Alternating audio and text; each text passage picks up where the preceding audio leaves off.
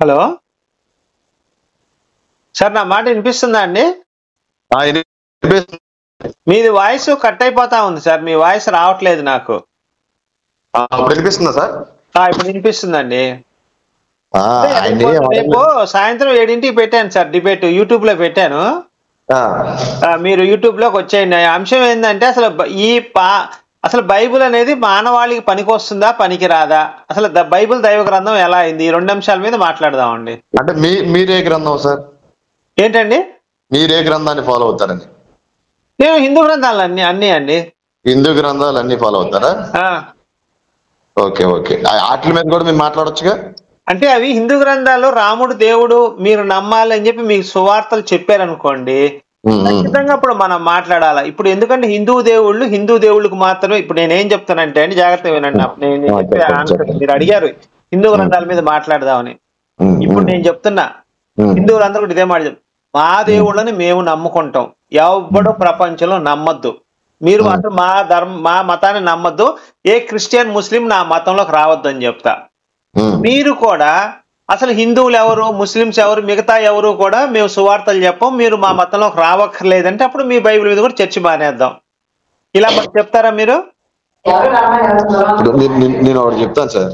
అంటే నేనేమన్నానంటే, మేము ఒకరిని రమ్మని ఏనాడు పిలవాల. మీరు కాదండి, బైబుల్ సర్వలోకానికి వెళ్ళి సువార్త చెప్పమని బైబిల్ చెప్పింది. మీకు అర్థం కావట్లేదు. మీరు అంటే పర్టికులర్ మీరు అని కాదు, క్రిస్టియన్స్ బైబిల్లో ఏం చెప్పింది అది క్రిస్టియన్లు అనుసరించాలి తప్ప. అవునండి, సర్వ సృష్టికి వెళ్ళి సువార్త ప్రకటన. ఇప్పుడు సువార్త ప్రకటించడం అంటే ఏంటి? యేసు నాకు మీకోసం చచ్చిపోయాడు, రక్తం కార్చాడు, ఆయన నమ్మండి అని చెప్పి సువార్తలు చెప్తున్నారు. ఇక్కడ మాకు అబ్జెక్షన్ ఏంటంటే, ఇందాక మీరు వినిన దాన్ని బట్టి నన్ను కంప్లీట్ చేయండి. ఇప్పుడు మా ఇంట్లో టీవీ వాడుతున్నాం అండి, వేరే కంపెనీ వాడు వచ్చాడయ్యా మా టీవీ బ్రహ్మాండంగా పనిచేస్తుంది మీ దానికంటే కూడా అంటాడు. అప్పుడు నేను అడుగుతానయ్యా టీవీ రిమోట్ నొక్కితే వస్తుందా ఎన్ని అడుగుతాను. అవును. ఇప్పుడు కనుక మీ టీవీ మీ ఇంట్లో పెట్టుకున్నారు అనుకోండి, మీ టీవీ గురించి మేము ఎందుకు అడుగుతాం? ఇంకా మీరు సువార్తలకు వస్తూ మీ దేవుణ్ణి నమ్మమని చెప్తున్నారు కాబట్టి మేము ప్రశ్నిస్తున్నాం. అదే రామాయణమో భారతమో ఇవన్నీ పట్టుకొని మీ ఇళ్ళకి వచ్చారనుకోండి, రాముడిని నమ్మయ్యా, నువ్వు కృష్ణుడిని నమ్మయ్యా, ఆయన నీ కోసమే చనిపోయాడని చెప్పాను, ఖచ్చితంగా ఇప్పుడు ఆ గ్రంథాల గురించి మీకు ప్రశ్నించే హక్కు మేము ఇచ్చినట్టు. నేనేమన్నానంటే సార్, బైబిల్ ప్రకారంగా ఇంటింటికి వెళ్ళి సువార్త ప్రకటించమని లేదు. అది మాకెందుకు సార్ చెప్పండి. ఇప్పుడు ప్రకటిస్తున్నారా లేదా జనాలు? వాళ్ళతో మాకెందుకండి, నేను చెప్పేది ఇక్కడ బైబిల్ డిబేట్. ఒక్క నిమిషం మీ సొంత అభిప్రాయము మేము యాక్సెప్ట్ చేయమండి, బైబుల్లో ఏముంది అది యాక్సెప్ట్ చేస్తాం మేము. సొంత అభిప్రాయం ఏంటి? బైబిల్లోనా చెప్తున్నా, ఇంటింటికి వెళ్ళి సర్వలోకానికి. ఒక నిమిషం అండి, సర్వలోకం అంటే నా ఇల్లు నీ ఇల్లు వస్తుందా, నీ ఇల్లు నా ఇల్లు రాదా? ఇప్పుడు ఇంటింటికి వెళ్ళమని చెప్పండి, అందరి ఇల్లు వస్తుందా లేదా? ఇంటికి కాదండి, ఒక నిమిషం. పట్టణంలో చెప్పన్నాడు. సరే పట్టణంలో చెప్పమన్నాడు, ఇప్పుడు పట్టణంలో చెప్పమన్నాడు. అదే ఒక నిమిషం అండి, నేను రోడ్డు మీద నడుస్తూ వెళ్తుంటాను, సువార్త అంటే మీరు చెప్పండి. ఇప్పుడు నాకేం చెప్తున్నా, నేను రోడ్డు మీద వెళ్తున్నా, మీరు నాకు కనపడ్డారు, నేను మాట చెప్పనా? ఇప్పుడు మీరు నాకు సువార్త ఏం చెప్తారు చెప్పండి. ఒక మాట నేను చెప్పనా? ఇప్పుడు మేము ప్రకటించేది ఏంటంటే, రోడ్డు మీద నడుచుకుంటా వెళ్తుంటే ఒక పెద్ద గుంట ఉంది. కాదండి, మీరు సువార్త అసలు మీరేం అవన్నీ వద్దండి, ఎగ్జాంపుల్స్ నాకు వద్దు, అవన్నీ నాకు అవసరం లేదు. మీరు సువార్త ఏం ప్రకటిస్తారు? ఇప్పుడు మీరు సువార్త ఏం ప్రకటిస్తారు? మీరు సువార్త ఏం ప్రకటిస్తారు? దేవుని సువార్త ప్రకటిస్తామండి. అది ఏంటది? ఏంటి? చనిపోయిన తర్వాత ఇంకొకటి ఉంది, ఇంకో లోకం ఉంది. ఈ బతికినన్నాళ్ళు మీ బతుకుని బట్టి 2 దారులు ఉన్నాయి, ఒకటి నరకం, 2 పరలోకం. మీరు శ్రద్ధగాను దేవుణ్ణి అట్టి పెట్టుకొని జీవిస్తే పరలోక రాజ్యం ఉంది, అందులో నిత్య జీవం ఉంది. ఇది పరీక్షింపబడ్డమే. ఇక్కడ నువ్వు ఫెయిల్ అయితే నరకంలోకి వెళ్తావు. అది మీరు చెప్పే పద్ధతి. చూసారా? ఇప్పుడు అదే నా అధ్యక్షుడు. అసలు పరలోకం ఉందని గ్యారంటీ నువ్వెలా చెప్తావండి? నేను అడుగుతున్నది, నువ్వు పరలోకం ఉంది అన్నావు, నేను అక్కడికి ఎలా వెళ్తాను? ఇప్పుడు నేను 10 రేపులు 10 మర్డర్లు చేశా, 10 మంది అమ్మాయిలను చంపేశావు పాడు చేసి, ఇప్పుడు నేను స్వర్గానికి వెళ్తానా? ఎవరు? నేను. నువ్వు 10 మర్డర్లు చేసావు, 10 మందిని అమ్మాయిలు రేప్ చేసావు, ఓకేనా? అంటే ఇప్పుడు నువ్వు పరలోకానికి వెళ్తానా అంటున్నారు? అవును, ఖచ్చితంగా వెళ్ళవు. మరి యేసుని నమ్ముకోవడం దేనికి? అది తెలియనప్పుడు చేసిన తప్పుడు నువ్వు తెలిసి చేసావు, నువ్వు వెళ్తే వెళ్ళవు. నువ్వు కంపల్సరీ 10 ఇప్పుడు మీరు కంపల్సరీ 10 మటర్లు చేసి 10 వ్యభిచారాలు చేస్తే కంపల్సరీ మీరు నరకానికి వెళ్తారు. మీరు యేసుక్రీస్తు నమ్మకుండా వెళ్ళిపోతారు, ఎందుకంటే మీకు యేసుక్రీస్తు గురించి మొత్తం తెలుసు. మీరు తెలీదు. ఇప్పుడు కాదండి, ఇప్పుడు చాలా మంది హిందువులకు కూడా, చాలా మంది హిందువులు చూడండి, యేసు దేవుడని కానీ యేసు గురించి వాళ్ళకి అసలు పెద్దగా తెలియదు. అంటే యేసు దేవుడు ఉన్నాడని తెలుసు కానీ ఆయన నమ్మాలి అనేది ఎక్కడ వీళ్ళకి వెళ్ళి చెప్తే తప్ప వాళ్ళకి తెలియదు. ఇప్పుడు భూమి మీద చాలా మంది కొండ జాతి వాళ్ళు ఉన్నారు, కోయి జాతి వాళ్ళు ఉన్నారు, అడవుల్లో మనుషులందరూ ఉన్నారండి. సరే, వాళ్ళలో ఎవడైనా ఒక 10 మర్డర్లు 10 రేపులు చేశాడు, యేసుక్రీస్తు గురించి తెలియనోడు 10 మర్డర్లు 10 రేపులు చేశాడండి. ఇప్పుడు ఆయన స్వర్గానికి వెళ్తాడా మరి? వెళ్ళడండి, మరి ఎట్లా? ఇప్పుడు ఇప్పుడు ఆయన గురించి తెలియనోడంటూ, ఆయన గురించి తెలియపోతే ఇప్పుడు తెలుసుకుంటే వెళ్తాడు. ఆయన గురించి కాదు ఇప్పుడే అంట. ఇప్పుడు దేవుడి గురించి తెలియదండి ఆడికి, దేవుడు ఎవరో తెలియదు, దేవుడి గురించి తెలియదు. సపోజ్ ఈ చేసాడు 10 మటర్లో 10 బాణభంగాలు చేసాడు, చేసిన తర్వాత వీడు మారు మనసు అంటే ఎప్పుడు ఆ మటర్లు ఆ మానభంగాలు చేసే మనస్తత్వం మార్చుకుంటే వెళ్తాడు. నువ్వు అదే సరేనండి. ఇప్పుడు మనసు ఇప్పుడు మార్చుకున్నాడు సార్, మనసు మార్చుకొని జీవితాంతం కూడా ఎక్కడ తప్పు చేయకుండా ప్రభు రక్షణలో జీవితాంతం గడిపాడు. ఓకేనా? ఇప్పుడు ఆయన స్వర్గానికి వెళ్తాడు కదండి? స్వర్గానికి కాదు సార్, పరలోక రాజ్యానికి వెళ్తాడు. అంటే ఆయనకి నిత్యం అగ్ని ఆరదు, పురుగు సావడానికి వెళ్ళడు, అంతేనా? అర్థం కాదు. నిత్యము అగ్ని ఆరదు, పురుగు సావు దాంట్లోకి ఈయన వెళ్ళడు. యేసు నమ్ముకున్నాడు కాబట్టి 10 రేపులు చేసిన ఆయన నమ్ముకున్న తర్వాత తప్పు చేయలేదు. దీనికి మీరు ఒప్పుకుంటారా? ఇందాకే చెప్పాను, ఆయన దేవుడు అంటే తెలియనప్పుడు చేసిన తప్పులను బట్టి తర్వాత తెలుసుకుంటే అదే ఓకే, మీరు చెప్పిన దానికే నేను వస్తానండి. ఇంతకుముందు యేసుక్రీస్తు ఎవరో తెలియదు, తప్పులు చేశాడు, యేసుని నమ్ముకొని స్వర్గానికి వెళ్ళిపోయాడు. మీరు ఒప్పుకుంటారా? ఇక్కడ నేను చెప్పేది ఏంటంటే, ఆ చనిపోయిన రేప్ చేయించుకోబడ్డ స్త్రీలందరూ కూడా హిందూ స్త్రీలు, వాళ్ళందరూ రేప్ చేయించబడ్డారు, నానా రకాలుగా బాధలు పడ్డారు. కత్తితో పొడిచాడు వాడు, రేప్ చేసేటప్పుడు కొరికాడు, రకరకాలుగా చేసి కింద ఉంటది కదా మానంలో ఈ బీరు బాటిల్స్ తోపి చంపేశాడు వాళ్ళు 10 మందిని కూడా. ఇప్పుడు ఈ 10 మంది ఎక్కడికి వెళ్తారు మరి? హిందువులు వాళ్ళంతా సార్, మనం జడ్జిమెంట్ అవ్వలేం కదా సార్. అదేంటండి ఈ లోకంలో ఉన్న కాదండి. ఇప్పుడు మీరు చెప్పిన మాటే, రేప్ చేసిన వాడు చక్కగా స్వర్గానికి వెళ్ళిపోయాడు, ఏది తప్పు చేయలేదు. తర్వాత యేసుని నమ్ముకున్న తర్వాత మనసు మార్చుకోవాలి, దానికి తగ్గ అదే మనసు, అదే చెప్తున్నా, బైబిల్ ప్రకారమే బతికాడు. ఒక చెంప కొడితే ఇంకో చెంప చూపించాడు, ఓకేనా? ఒక చెంప కొడితే ఒక పై వస్త్రం పడితే కింద వస్త్రం తీసి ఇచ్చాడు. ఆడి మీద అరే నన్ను కొట్టినా నేను పట్టించుకోనన్నాడు. ప్రభు ప్రకారమే బతికాడు.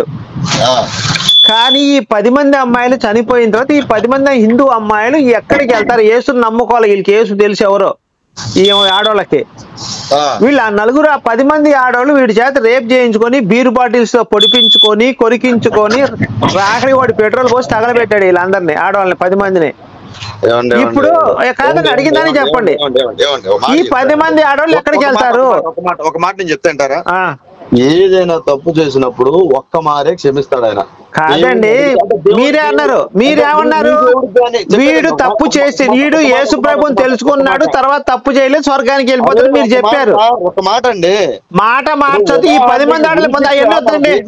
ఈ 10 మంది ఆడవాళ్ళు ఎక్కడికి పోతారు చెప్పండి? ఈ 10 మంది ఆడవాళ్ళు ఎక్కడికి పోతారు ఇప్పుడు? 10 మంది ఆడాలంటే మనకు తెలియదండి, నాకు తెలియని విషయం తెలియదని చెప్తా, తెలిసిన విషయం తెలియదని చెప్తా. ఇప్పుడు మీరేమన్నారు ఇంతకు ముందు? యేసును తెలిసినా నమ్ముకోకపోయినా నరకమే అన్నారు. ఒక నిమిషం, యేసును తెలిసినా నమ్ముకోకపోతే నరకం అన్నారు. మరి 10 మంది ఆడవాళ్ళు ఎక్కడికి పోతారు మీ ప్రకారం, బైబిల్ ప్రకారం? చెప్పేది అంటారా? అట్ట అయితే ప్రపంచం మొత్తంలో ఎవడో కూడా. అవన్నీ కాదండి, అవి కాదు, ఆ మాటలు నాకు వద్దు. ఇప్పుడు పాపుల పిలవ వచ్చితే నీతి మంతుని పిలవాలనేది నాకు స్పష్టంగా చెప్పాడు. మీతో సహా ఎవరు వెళ్ళరండి? మీతో సహా మీరు బతికినా చచ్చినా సరే పరలోక రాజ్యం గాని, హిందువులకు సంబంధించిన స్వర్గానికి గాని మీరు వెళ్ళరు. ముందు ఎందుకు వెళ్తారు? చిన్నప్పటి నుంచి దొంగతనం చేయకుండా ఉన్నారంటే కట్టగా మీరు. కాదండి, ఇప్పుడు మా గ్రంథాల ప్రకారం మేము నిర్ణయించుకుంటాం. అసలు మీ గ్రంథాల ప్రకారం మీ క్లారిటీ ఉందా మరి? ఈ 10 మంది ఆడవాళ్ళు ఎక్కడికి వెళ్తున్నారంటే సమాధానం రావట్లేదు. మీరు నేనైతే మీ గ్రంథాల ప్రకారంగానే మీరు కూడా వెళ్ళరు. అసలు నా గ్రంథాల గురించి నేను మాట్లాడలేదు, నా గ్రంథాల గురించి నేను మాట్లాడలేదు. మాట్లాడదాం, మీకు కావాలంటే మాట్లాడదాం. ఫస్ట్ ఏం చెప్తున్నానంటే ఈ 10 మంది ఆడవాళ్ళు ఎక్కడికి వెళ్తారో మీరే అన్నారు కదండి. యేసుని నమ్ముకుంటే పరలోక సువార్త చెప్తా అన్నారా? మీరే సువార్తలు చెప్తున్నారు కదా. ఈ 10 మంది ఆడవాళ్ళు ఎక్కడికి వెళ్తారో తేల్చండి, తర్వాత మనం హిందూ గ్రంథాలకు కూడా వెళ్ళిపోదాం. ఏ 10 మంది? ఈ 10 మంది వీడి చేత రేప్ చేయించుకున్నాడు, వీడు స్వర్గానికి వెళ్ళిపోయాడు. పునరుద్ధానం తప్పుడు తీర్పు ఉంటది. 10 మంది ఆడవాళ్ళు ఎక్కడికి వెళ్తారు? వీళ్ళు ఎందుకు స్వర్గానికి వెళ్ళరు? 10 మంది ఆడవాళ్ళు ఎందుకు స్వర్గానికి వెళ్ళరు? స్వర్గానికి వెళ్ళరని చెప్పానండి నేను. మరి ఎక్కడికి వెళ్తారు వీళ్ళు? నరకానికి వెళ్తారని చెప్పానండి. వీళ్ళు ఎక్కడికి వెళ్తారు? అరే దేవుడు జడ్జిమెంట్ ఉండదు. ఎక్కడికి వెళ్తారంటే దేవుడు జడ్జిమెంట్ ఉండదండి. ఏమి జడ్జిమెంట్? ఎందుకు ఇస్తారు జడ్జిమెంట్? వీళ్ళు వాడి చేత అప్పుడు యేసుని నమ్ముకొని వీడేమన్నా మానభంగాలు చేసి చంపేస్తే వీడేమో స్వర్గానికి వెళ్ళాడు ఏ బైబిల్ ప్రకారం. వీళ్ళకి మాత్రం జడ్జిమెంట్ ఆపుతాడా దేవుడు? అసలు అలాంటి దేవుడు అని మీరు విశ్వసిస్తారా? అన్యాయం జరిగిన ఇప్పుడు నువ్వే ఉన్నావు స్వామి, ఒక నిమిషం ఆగు, నువ్వే ఉన్నావు స్వామి. దీంట్లో ఆడవాళ్ళని నేను ఏదో ఒకటి చేశాను, నాకు యేసు తెలీదు, నేను కోర్టుకి వెళ్ళగానే కోర్టు జడ్జి గారు అంటారు, అయ్యా నువ్వు కోర్టులో నన్ను నమ్ముతున్న జడ్జిగా నువ్వు విశ్వసిస్తున్నావా అంటాడు. అవునయ్యా నేను మిమ్మల్ని జడ్జిగా విశ్వసిస్తున్నాను, మీరే నా దేవుడు అంట. సరే ఈ గోపిని వదిలేసేయండి, బయటికి ఇతను మంచివాడు నన్ను నమ్ముకున్నాడు కాబట్టి ఇతను వదిలేసేయండి, జీవితాంతం ఏం తప్పు చేయకురా బాబు అని చెప్తాడు జడ్జి నాకు. తర్వాత నీ భార్య వెళ్ళి అక్కడ నుంచుంటది, నిన్ను వాడు రేప్ చేశాడు కదమ్మా, కాబట్టి నువ్వు వెళ్ళి నీకు 10 సంవత్సరాలు జైలు శిక్ష చేస్తానంటాడు. ఇది ఎక్కడ న్యాయం అండి? అసలు మీరు మాట్లాడే దాంట్లో ఒక నీతి నిజాయితీ ధర్మం ఉందా? అంటే దేవుడు తీర్పు కూడా మీరే ఇస్తారంటారా? కాదండి, మరి ఇంకెందుకండి? ఈ 10 మంది ఆడవాళ్ళు ఎక్కడికి పోతారు మీరు చెప్పండి బైబిల్ ప్రకారం. 10 మంది ఆడవాళ్ళు పక్కన పెట్టు స్వామి, నువ్వు 10 మంది అన్నావు. ఆ 10 మంది పక్కన పెట్టు. ఆ 10 మందినే వీడు రేప్ చేసి చంపేశాడు. ఈ 10 మందినే రేప్ చేసి చంపేశాడు. 10 మందిని రేప్ చేసి చంపి యేసుని నమ్ముకుని స్వర్గానికి వెళ్ళిపోయాడు. మీరే ఒప్పుకున్నారు దానికి. అవును స్వర్గానికి వెళ్తాడు వాడు, జీవితాంతం తప్పు చెబితే మీరు ఒప్పుకున్నారు. మరి ఈ 10 మంది ఆడవాళ్ళు ఎక్కడికి వెళ్తారు? యేసుని నమ్ముకోలేదు కాబట్టి వీళ్ళు నరకానికి వెళ్తారు. ఒక నిమిషం, యేసు తెలిసి కూడా వీళ్ళు నమ్ముకోలేదు కాబట్టి ఖచ్చితంగా నరకానికి వెళ్తారు. మీరే ఇంతకుముందు యేసును తెలుసుకొని ఎవడైతే అంగీకరించారు, మీరు సువార్త చెప్పారు ఈ 10 మంది ఆడవాళ్ళకు కూడా, అయ్యా మా యేసు దేవుడు నమ్మని చెప్పి వీళ్ళు మాకు వద్దు పో అన్నారు యేసుని. మరి ఇప్పుడు నరకానికి వెళ్ళిపోతారు కదా. మీరు చెప్పిన మాటలే కదా నేను చెప్పాను ఇప్పుడు ఇవన్నీ మీరన్న మాటలేగా. అంటే రేప్ చేసిన వాడేమన్నా హాయిగా స్వర్గానికి వెళ్ళి యేసుని నమ్ముకొని కూర్చున్నాడు. ఈ 10 మంది ఆడవాళ్ళు యేసును దేవుడుగా అంగీకరించలేదు, వీళ్ళు నేను యేసును ఒప్పుకోవాల్సిన నాకు అవసరం లేదన్నారు యేసుని 10 మంది ఆడవాళ్ళు. అంటే ఈ రేప్ చేయించుకున్న వాళ్ళందరూ నిత్యం అగ్ని ఆరదు పురుగు సావద్దు అంట వెళ్ళిపోతారు. ఇది ఎక్కడ న్యాయము? ఏ చట్టము? ఆది మానవులు ఉపయోగించే చట్టాల్లాగా ఉన్నాయి మీరు చెప్పేది. అసలు న్యాయము ధర్మం అనేది దీంట్లో పదాలు వాడచ్చా మనం బైబిల్కి? అదే నీ ఇంట్లో ఆడవాళ్లే ఉన్నారండి, పాడు చేయబడ్డోళ్ళు మీ ఇంట్లో హిందువులు ఆడవాళ్లే ఉన్నారు. మరి ఇప్పుడు వీళ్ళంతా పోయి నరకంలో కూర్చుంటారా? అంటే ఇప్పుడు దేవుడి విషయం పక్కన పెట్టవా? నువ్వు నీతితో మాట్లాడుతున్నావా? మనసాక్షిగా మాట్లాడుతున్నావా? మత ఉన్మాదంతో మాట్లాడుతున్నావు నువ్వు. యేసుగా అసలు మేరీ ఇప్పుడు నేను ఒక వచనం చెప్తాను చెప్పండి. ఒకటే ప్రశ్న అడిగితే మీరు ఇన్ని మాటలు మాట్లాడారు. లూకాసు వార్త 1:35 తీయండి. అక్కడ ఏముంటది? దూత పరిశుద్ధాత్మ నీ మీదకి వచ్చును, సర్వోన్నత శక్తి కమ్ముకొనును. అంటే ఒక స్త్రీకి గర్భం చేయడానికి పరిశుద్ధాత్మ మీదకి వస్తున్నాడు. సర్వోన్నతుడు వచ్చి కదలకుండా చేశాడు ఆమెని. అంటే ఒక స్త్రీకి గర్భం చేయడానికి 2 దేవుళ్ళు ఎందుకు కష్టపడుతున్నారు అక్కడ? అది కూడా ఈయన మీదకి వస్తున్నాడు. ఆయన వచ్చి కమ్ముకుంటున్నాడు ఇక్కడ. పరిశుద్ధాత్మ దేవుడేనా కాదా? పరిశుద్ధాత్మ మనిషి అట్లయితే, దేవుడు కాకపోతే మనిషి. మనిషి కాదు దేవుడు కాదు, మరి ఎవరు కావాలంటే అడుగు, నేను చెప్తా. చెప్పు నువ్వు చెప్పు ఎవరు ఆడ? 48:16 చెప్తా. కాదు స్వామి, అసలు ఎవరు పరిశుద్ధాత్మ ఎవరు చెప్పు? మనిషా దేవుడా ఆత్మ? మూడిట్లో ఏదో ఒకటే. దేవుని ఆత్మ. సరే దేవుడు ఆత్మ. మరి సర్వోన్నతుడు అంటే దేవుడు. ఇక్కడ మేరీకి గర్భం చేయడానికి ఏమన్నా పరిశుద్ధాత్మ మీదకి వస్తున్నాడు. చేయడానికి కాదు. సరిగ్గా చదవండి, కొద్దిగా అర్థం చేసుకోండి. నేను చదువుతున్నా వాక్యం చదువుతున్నా. దూత ఏం చెప్తుంది అక్కడ? పరిశుద్ధాత్మ నీ మీదకి వచ్చును, సర్వోన్నత శక్తి నిన్ను కమ్ముకొనును. లూకాసు వార్త 1:35. అంటే ఒక స్త్రీకి గర్భం చేయడానికి పరిశుద్ధాత్మ మీదకి వస్తున్నాడు, సర్వోన్నతుడు వచ్చి కమ్మేస్తున్నాడు. కమ్మటం అంటే ఏంటి? కదలకుండా చేయటం. కమ్ముకోవటం అంటే కదలకుండా చేయటం. ఏంటి చేయడం? ఇప్పుడు కోడి తన పిల్లల్ని కమ్ముకుంది అంటారు, మేఘాలు భూమి మీద కమ్ముకున్నాయి అంటే మనకేం కనపడవు ఇంకా, అంటే కదలకుండా చేయటం. లేదండి కమ్ముకోవటం అంటే కదలకుండా చేయటం, వేరే అర్థం ఎక్కడైనా ఉంటే చూపించండి నాకు. నూతన క్రియ చేస్తున్నాడు అక్కడ, అది దాని అర్థం ఏంటి? నూతన క్రియ జరుగుతుందని అర్థం. నూతన క్రియ ఎక్కడుందా వచ్చిన చూపించండి మీరు, రెఫరెన్స్ నాకు ఒకసారి ఫస్ట్. మీరు చెప్పిన మీరు మాట్లాడిన మాట రెఫరెన్స్ ఎక్కడుందో చూపించండి నాకు, నూతన క్రియ అని చెప్పి. కమ్ముకోవడం అంటే ఇండియా సైనికులు పాకిస్తాన్ సైనికులు కమ్మేశారు, ఇండియా సైనికులు చైనా సైనికులు కమ్మేశారు అంటే అర్థం ఏంటి? కమ్మేయటం అంటే అరెస్ట్ చేయటం, కదలకుండా చేయటం, వాళ్ళు తీసుకెళ్లి లిటరల్ గా కదలకుండా చేయటం. ఇప్పుడు మేరీని సర్వోన్నతుడు కమ్మేశారంటే మేరీ కదలట్లేదు, పరిశుద్ధాత్మ మీదకి వస్తున్నాడు. ఏంటిదంతా దరిద్రం? ఆకాశంలో ఉంచొని దేవుడు సర్వోన్నతుడు ఆకాశం ఉంచొని మేరీ గర్భం కాకంటే కలగదా? ఈయన మీదకి రావడమేనా, ఆయన కమ్ముకోవటం ఏందా? ఇది ఏంటి? ఇది అసలు దరిద్రం కాదా ఇది? ఏంటిది ఈ వచనం? ఏంటది ఇంత దరిద్రంగా రాశారు? ఈయన మీదకి రాస్తున్నాడు, ఆయన కమ్ముకుంటున్నాడు. ఏంటిది? ఒక స్త్రీకి గర్భం చేయడానికి దేవుడు అమ్మా నువ్వు గర్భవతి కలుగ్గాక అని గర్భం అయిపోదా? ఈయన మీదకి రావటం, ఆత్మ మీదకి రావటం ఏంది? ఆయన కమ్ముకోవటం ఏంటి సర్వోన్నతుడు? ఇది బైబిల్ నమ్మాలా మేము? మార్క్స్ వార్త 3:21 యేసును వాళ్ళ అమ్మ పిచ్చోడు అంటది. మార్క్స్ వార్త 3:21 సర్వోన్నతుడి ద్వారా గర్భవతి అయిన, పరిశుద్ధాత్మ ద్వారా గర్భవతి అయిన మేరీ యేసుని పిచ్చోడని మార్క్స్ వార్త 3:21 ఉంటుంది చూడండి. ఆయన ఇంటి వారు ఆయన సంగతి విని ఆయన పతి చెల్లించిందని పట్టుకోబోయిరి. ఏం తెలుసు అండి మీకు? ఏం తెలుసు? బైబిల్ ఊరకనే వచ్చి ఫోన్లు చేస్తారు మాకు. ఎన్ని చూడండి, రెఫరెన్స్ చూడండి. మరి సార్ రేపు పెట్టుకుందాం డిబేట్, వీటన్నిటి మీద డిబేట్ పెట్టుకుందాం రండి. మరి చెప్పేది డిబేట్ అంటే మొత్తం లేఖనాలు పరిశీలన మొత్తం నేను ఇప్పుడు నోటి వచ్చిన ఇప్పుడు కాదు, లేఖనాలు తెలీదు, పరిశీలన తెలీదు. లేఖనాలు అంటే ఏంటో తెలుసా? నీకు లేఖనాలని నేను చెప్తున్నా. ఇప్పుడు నీకు ఇన్ని మాటలు మాట్లాడిన లేఖనానికి ప్రవచనానికి నాకు తేడా తెలియకుండా ఉంటుందా? అవునయ్యా, లేఖనం అంటే ఏంటి, ప్రవచనం అంటే ఏంటి నాకు తెలియకుండా నేను ఇంత సబ్జెక్ట్ మాట్లాడతానా? ఇప్పుడు ఒకటండి, నీ సర్టిఫికెట్లు నాకు అవసరం లేదండి. మీరు ఇచ్చే సర్టిఫికెట్లు నేను ఏదో ఫోటో ఫ్రేమ్ చేయించుకొని ఇంట్లో పెట్టుకోవాల్సిన అవసరం లేదు. నేను అడిగే ప్రశ్న ఒకటే, మేరీ గర్భం చేయడానికి ఇద్దరు ఆత్మ దేవుడు ఇద్దరెందుకు కష్టపో? నేను అడుగుతుంది అది కాదు.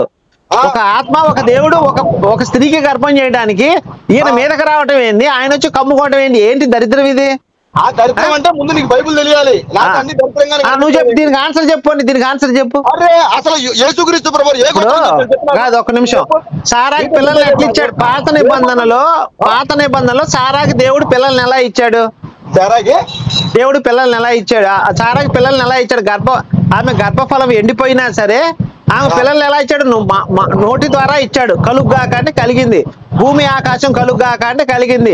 జంతువులు కలుగ్గాక అంటే కలిగినాయి. అవునా? మరి ఇన్ని కలిగినప్పుడు భగవంతుడు అంత శక్తివంతుడైనప్పుడు నువ్వు పరిశుద్ధాత్మ మీదకి రావడం ఏంది? మరి ఏం పడుకుందా, కూర్చుందా, నుంచుందా నాకైతే తెలియదు. మీదకు వచ్చును అని రాశాడు. దాని అర్థం ఏంటంటే బాబు, ఈ పురుషులు కలిసిన తర్వాత వచ్చే గర్భం వేరు, పరిశుద్ధాత్మ ద్వారా వచ్చే గర్భం వేరు బాబు. అంటే మీదకి రావడం అంటే ఏంటి? అంటే నోటి వాక్కుతో కలగదా? నోటి వాక్కుతో కలగదా? నోటి వాక్కుతో కలగదా? అంటే నోటి వాక్కుతో మీదకి వస్తేనే గర్భం కలుగుద్దా? మరి దీన్ని ఎలా అర్థం చేసుకోవాలి నేను? ఇప్పుడు నువ్వు అర్థం చేసుకోవడం ఏంటి? బైబిల్ రాసు పాత నిబంధనలో సారాకి నీకు గర్భం కలుగ్గాకనే కలిగిపోయింది. ఆమె గర్భఫలం కూడా ఎండిపోయింది. ఆమె గర్భం ఎండిపోయింది. ఎవడన్నాడు? 90 ఏళ్ల వయసులో 90 ఏళ్ల వయసులో ఆమెకు ముట్లు ఆగిపోతే, డేట్లు ఆగిపోతే, ఒక నిమిషం వినిసామే, ఆమెకు డేట్లు ఆగిపోతే నోటి వాక్కు ద్వారా కలిగింది సారాకి పిల్లల్ని. మరి కలిగినప్పుడు మేరీ కూడా ఆయన ఆకాశంలో నుంచొని మేరీ నువ్వు గర్భవతి అవుతావు అనగానే ఎమ్మటి అయిపోద్ది కదా. మళ్ళీ నేను కమ్ముకోవడం దేనికి? ఒక ఆయన వచ్చి మీద ఎక్కడం దేనికి? ఇది నేను రాసి నా సొంత వచనాలు కాదు స్వామి, బైబిల్లో ఉన్న వచనాలే నీకు నా డౌట్ అడుగుతున్నా. మళ్ళీ మార్క్స్ వార్త 3:21 పిచ్చోడు అంటది యేసుని వాళ్ళ అమ్మ. ఇదేంటి మరి? పరిశుద్ధ ఇద్దరు దేవుడు ఆత్మ ద్వారా దేవుడు ద్వారా సర్వోన్నతుడి ద్వారా కలిగిన మేరీ బిడ్డని కంటే ఆ బిడ్డని మేరీయే పిచ్చోడు అన్నది ఏంటిది? ఏంటి స్వామి ఇది? ఈ బైబిల్ నేను ఎట్లా నమ్మాలి? నాకు అసలుకి ఇప్పుడు ఏమన్నా తెలిస్తే అర్థం. ఒక్క నిమిషం అన్న, ఒక్క నిమిషం.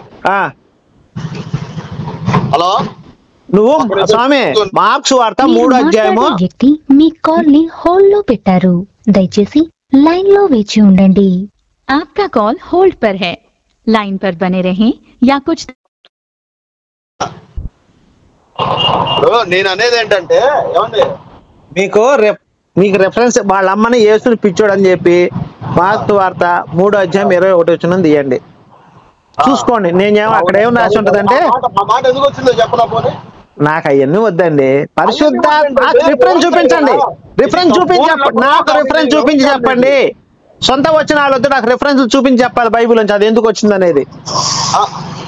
ఇప్పుడు మీరు మొత్తం దేని మీద డిబేట్ కావాలి మీకు? యేసుక్రీస్తు ప్రభువారు ఏమవుతారనా, లేకపోతే యెహోవా దేవుడు చేసిన ఆకృతి చేయాలా, లేకపోతే బైబిల్లో ఎలాంటి డిబేట్ కావాలి మీకు?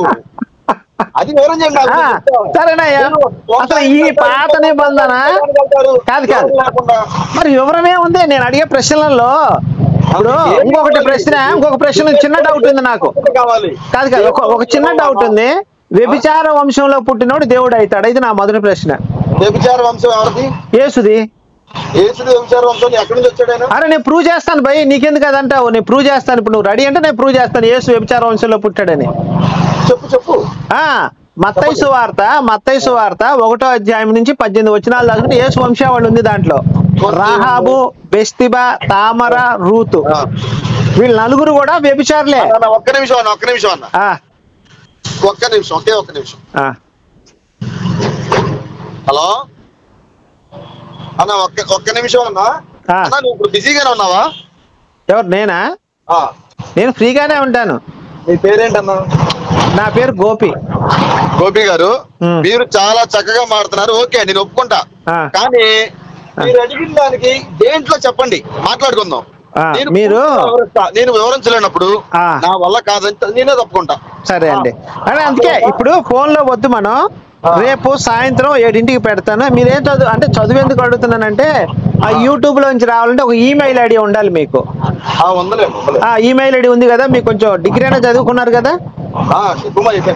ఓకే, అట్లయితే సూపర్. అట్లయితే రేపు మేము ఇప్పుడు బైబిల్ అసలు దైవ గ్రంథం కాదు, ఇది మనుషులు పనికిరాదని చెప్పి మేము దాని మీద డిబేట్ చేద్దాం రండి. అంతే, బైబిల్ దైవ గ్రంథం కాదు, ఇది కల్పించి రాసిన పుస్తకం అని చెప్పి మేము ప్రూవ్ చేస్తాం. మీరు ప్రూవ్ చేస్తారు? కల్పించి రాసింది ఇదంతా కూడా. అంటే ఎవరికి వాడు 40 మంది ప్రవక్తలు ఎవరికి వాళ్ళు రాసుకున్నది, ఎవరికి నచ్చినట్టు వాడు రాసుకున్నాడు తప్ప దీంట్లో మానవాళికి పనికొచ్చేది లేదు అని చెప్పి మేము నిరూపిస్తాం. ప్రామాణిక గ్రంథం ఏది? ఏంటది? మాది నిరూపిస్తా అన్నారు మీరు, మీది ప్రామాణిక గ్రంథం ఏది? నాకు 18 పురాణాలు ఉన్నాయి, 18 ఉపపురాణాలు, 4 వేదాలు ఉన్నాయి, 108 ఉపనిషత్తులు ఉన్నాయి. ఓకేనా సార్? అందులో నేను ఒక్కడు అడుగుతా, చెప్తారా?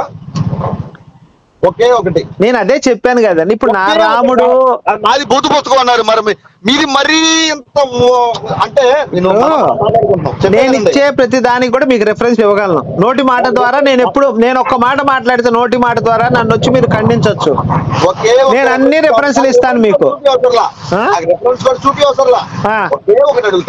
అడిగితే తెలిస్తే చెప్తాను, అడగండి. నేనేంటంటే అడిగేది, ఇప్పుడు శివలింగం అంటే ఏంటంటే శివుడు యొక్క ఆకారము, చిహ్నము, గుర్తు, అంగం కూడా అనొచ్చు. ఎట్లా అంటారు? ఇప్పుడు ఓకే, మీరు చెప్పింది సూపర్ అండి, మంచి మాట అడిగారు. నేను చెప్తున్నానండి. ఇప్పుడు మనకి ఓట్ల ఎలక్షన్ ఇచ్చారు మొన్న. నాకు ఒక 2024లో ఓట్ల ఎలక్షన్ జరిగినప్పుడు నాకు ఒక పేపర్ ఇచ్చారు, దాని మీద పురుషలింగము, స్త్రీలింగం అని రాసింది అక్కడ. ఓకేనా? పురుషలింగం అనే దగ్గర నా పేరు రాసింది గోపి అని చెప్పి, స్త్రీలింగం అనే దగ్గర స్త్రీ అని రాసింది. ఇప్పుడు స్త్రీలింగం అంటే స్త్రీ యొక్క, పురుషుడి యొక్క అంగం అనుకోవాలా, లేదా స్త్రీలింగం అంటే స్త్రీ యొక్క యోని అని అనుకుంటామా? ఇప్పుడు శివలింగం అన్నారు, శివుడి యొక్క అంగం అన్నట్టు మీరు అన్నారు, బానే ఉంది. మరి పురుషలింగము, స్త్రీలింగం అని మన రాజ్యాంగంలో, పోలీస్ స్టేషన్ లో ఉంది, ఎంఆర్ఓ ఆఫీస్ లో ఉంది, ప్రతి చోట లింగం అనే ఉంది. మరి ఇప్పుడు దీన్ని మీరు ఎంఆర్ఓ ఆఫీస్కి వెళ్ళి అవన్నీ పురుషలింగం అని రాశారు కాబట్టి పురుషుడి యొక్క అంగం అని మీరు అంటున్నారు అని చెప్పి మీరు ఎంఆర్ఓ నిలదీయండి. ఆయన కనుక ఇది పురుషుడి యొక్క అంగం అన్నాడు అనుకోండి, ఓకేనా, అది కూడా శివలింగం అని మనం ఒప్పుకుందాం. ఏమయ్యా, అది పురుష లింగం అంటే చిహ్నమయ్యా, గుర్తు, ఆకారం. లింగము అనే దానికి చాలా అర్థాలు ఉన్నాయి, ఓకేనా? లేదు ఇది ఖచ్చితంగా అంగమే అన్నారు అనుకోండి, మనం దాని గురించి మాట్లాడుకుందాం. ఇంకా ఏది ఎంఆర్ఓ గనక ఇది అంగమేనయ్యా అన్నాడు అనుకోండి, పార్వతి వచ్చేసి కాదు ఒక్క నిమిషం అండి, ఇంకోటి స్త్రీలింగం అన్నప్పుడు కాదు, పురుషుడు యొక్క లింగం, ఒక్క నిమిషం అండి, పురుషుడు యొక్క లింగం అంటే పురుషుడు యొక్క అంగం. మరి స్త్రీ లింగం అంటే స్త్రీ యొక్క యోనేనా, మీరు ఒప్పుకుంటారా? స్త్రీ యోని వేరండి. ఇప్పుడు ఏంటి స్త్రీలింగం అంటే ఏంటి చెప్పండి పోనీ. నేను అది కాదు నేను అడిగేది అదే. ఇప్పుడు శివలింగం, ఒక్క నిమిషం అండి, శివలింగం అంటే మీరు అది శివుడి యొక్క అంగం అని స్టేట్మెంట్ ఇచ్చేశారు, రైట్, బాగుంది. మరి పురుషలింగం అంటే ఏంటి ఇప్పుడు చెప్పాలి దానికి మీరు. పురుషలింగం అంటే ఏంటి అర్థం? పురుషలింగం అంటే అదే, ఇంకేంటి, పురుషుడి యొక్క అంగం అంతేనా? పురుషు యొక్క లింగం కాదండి స్త్రీలింగం. పురుషలింగం అంటే ఒక వ్యక్తి పేరు. పేరా? మగోడా? కాదండి, అంటే శివుడికి వచ్చేసరికి కాదండి, శివుడి దగ్గరికి వచ్చేసరికి అంగం అనేస్తున్నారు, ఇక్కడికి వచ్చేసరికి మన గవర్నమెంట్ మన దాంట్లో రాసుకున్న దాని దగ్గరికి వచ్చేసరికి నేను శివలింగం గురించి ఒక్క నిమిషం సార్. చెప్పండి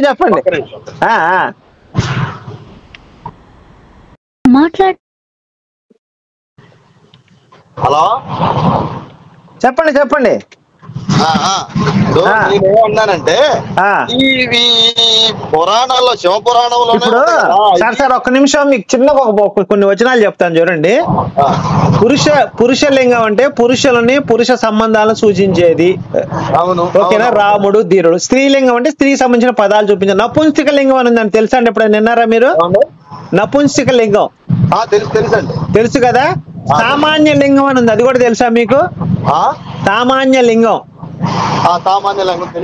తెలియదు కదా. వాయులింగం ఉంది, జలలింగం ఉంది, అగ్నిలింగం ఉంది, ఆకాశలింగం ఉంది. మరి ఏం చెప్తాం ఇవన్నీ అంటే ఈ అన్నిటిలో శివలింగం ఏంటంటారు? కాదు, ఇప్పుడు మీరు ఈ లింగాలన్నిటికీ అర్థం చెప్తే శివలింగానికి అర్థం మనమే వచ్చేస్తుంది ఆన్సర్ ఆటోమేటిక్ గా. నేను చెప్పకర్లా, నేనేం చెప్పాను సార్, నాకు కొన్ని తెలియదని చెప్పా, నాకు తెలిసిని చెప్పా, నాకు తెలియని నాకు తెలియదు సార్. నేను మీతో ఆన్సర్ చెప్పితే నేను ట్రై చేస్తున్నాను తప్ప నాకు తెలియదని కాదు. ఇప్పుడు స్త్రీలింగము, పురుషలింగము, నపుంసక లింగము అని కూడా ఉన్నాయి.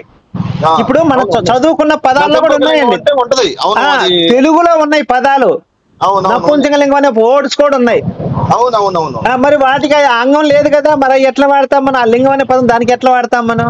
అదే ఇప్పుడు శివలింగం అన్నారు అంటే శివుడు. ఇప్పుడు లింగం అనేది ఫైనల్ గా ఒక క్వశ్చన్ అడుగుతాను సార్, లింగం అనేది తెలుగు పదమా సంస్కృత పదమా? సంస్కృత పదం అండి. సంస్కృత పదం.